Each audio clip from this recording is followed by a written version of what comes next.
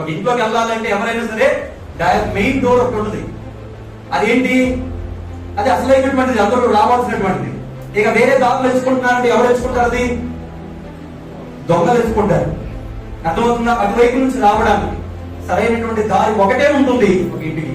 మనం ఆలోచన చేస్తే పరలోకానికి కూడా దేవుడు చూపించినటువంటి దారి యేసుక్రీస్తు వారు. ఆ యేసుక్రీస్తు వారు భూమి మీదకి వచ్చి ఒక వెలుగుగా సమాజంలో జీవించి ఈ రోజు ప్రపంచాన్ని కదిలించినటువంటి వారిగా, ప్రపంచంలో ఇప్పుడు మనం చూస్తే 850 కోట్ల మంది జనాభా ఉంటే దీంట్లో క్రైస్తవులే ఎక్కువ అన్న విషయం మనందరం కూడా ఆలోచన చేయాలి. ఎందుకు ఇంతగా క్రైస్తవం విస్తరించింది?